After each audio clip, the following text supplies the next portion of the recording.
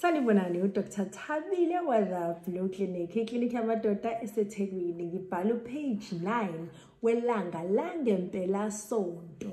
Lapho sikhuluma khona ngeenkinga amadoda abhekene nazo, siqinisa kakhulu einkinga zasekamereni. Ngiphinde mina Dr. Love insizwa kaMshengo Khosini FM. Njalo ngoLwesibili kusukela ngo-1 kuya ku-2 ezintathakusa. Ngiyabonga kakhulu for liking my videos. Thank you for the following. Sengiyajabula okuthiwa ama-subscriptions as such. Thank you. Ngiyajabula. I am very close to 1,000. Thank you very much. Thank you very much for lokho. Namhlanje ngithi asikhulumeni nge-paraphymosis. Yini paraphymosis? Ngiyakhumbula khona le video science sasikhuluma ama-adhesions, sakhuluma ama-adhesions, sawafanisa ne-phimosis. Namhlanje sikhuluma nge-paraphymosis. Kanti soxila futhi sobuyela kuyona ilona i-phimosis. Yini ke i-paraphymosis? Okokuqala, ezinye zezifo ezenzeka ejwabini kwi-foreskin and ezinye zama-emergencies e-foreskin. Ichaza ukuthi ubhenela le nkinga akusiyona into ohlalayo kuyona, isimo siphuthumelayo, zama ukuyothola usizo. I-paraphymosis yenzeka kumuntu ongasokile kuphela. Abantu abasokile ababhekani naleyo nkinga ngamaphilisi ukugula kusuke sekusejwabini.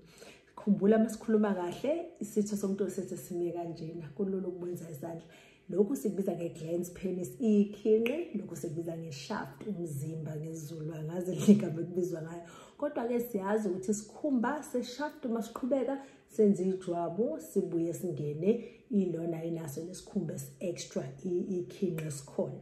Kwenzakalani ke kumuntu wesilisa? Abantu besilisa abaningi banejwabu elihlayo liphinde liphindelele nje phezulu kalula. Khumbula ukuvikela i-paraphymosis kubalulekile ukuthi sonke isikhathi mawuhlehlisa ijwabu noma uhlehliswa ijwabu liphindisele phela emuva, ngoba yini eyenza sonke le nkinga lela kwi-paraphymosis?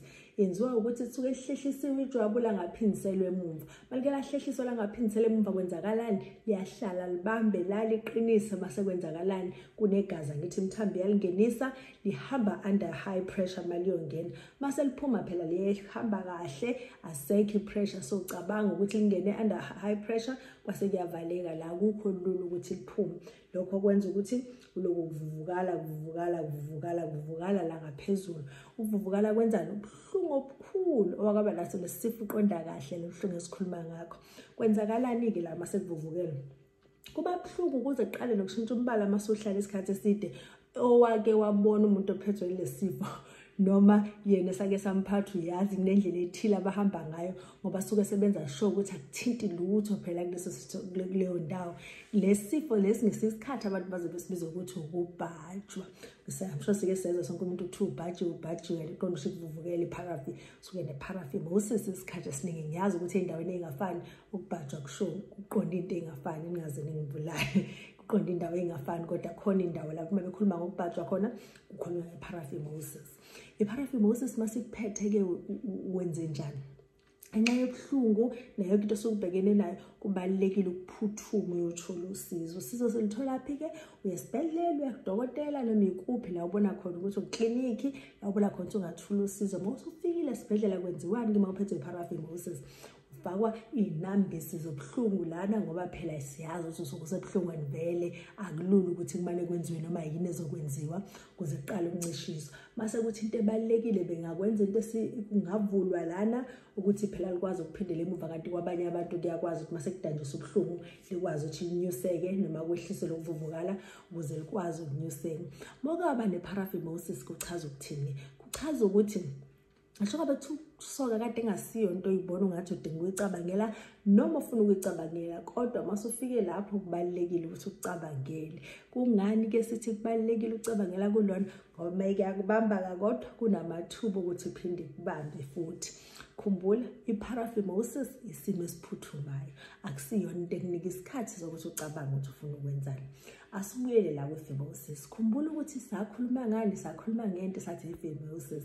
Sathi i-phimosis isuke inyukile ijwabu labambeka la langafuna ukuphindiseka emuva. Ngisho ngabe kuthiwa wenzani alivumi. Sathi futhi asilifosike ngoba phela cabanga malinyukile la lavaleka walifosa walihlehlisa chaza vele libambeke phela enzansi.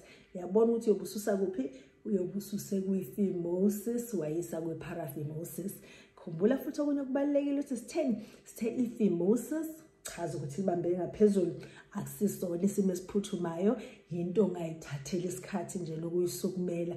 Sase sithi masuhlehlisile kwaye emumva kwenza i-paraphymosis, isimo esiphuthumayo esikudinga ukuthi esibhedlela ama-hour amancane, ungalindi kuzoba 6 hours ngoba kwandisa amathuba ukuthi leli khinqa seliqala ukuvuvukala lingabe lisathola i-oxygen eyanele lize liqala ukufa. Lapho uzobe usuyilimaze kakhulu.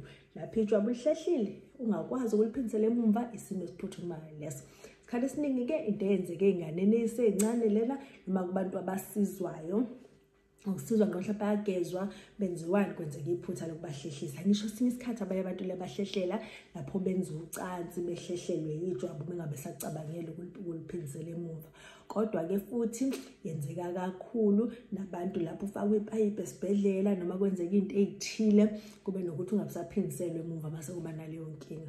Sonke isikhathi uma kwaba umuntu wakhala ngobuhlungu enzansi noma wabona ukuthi ahlehlile ijwabu kuwena umnikazi walo, khumbula liphindisele emumva. Maliphindisele mangaphindiseki kungabusapholisa amaseko, enza okuthile ukuze ukwazi ukuthi kulungiseleke. Fundisa nabantwana besebancane ukuthi lapho ihlehlile ijwabu liyaphindiselwa emumva. Ngokudabukisa iy'ngane ey'ningi ziyathanda ukuhlala ngejwabu zilokhu zihlehlisa, yikho sikubona kakhulu le nkinga ey'nganeni ey'ncane. Khumbula uma ukubona kwenzeka, sukuma uthola usizo. Sukuma uthole usizo ngoba lapho uyeka uzoba senkingeni enkulu. Ngiyabonga kakhulu for viewing the video kwaze kwafika lana. Siyabonga. Ungaka like, please just like so it will motivate me to do more content. Thank you.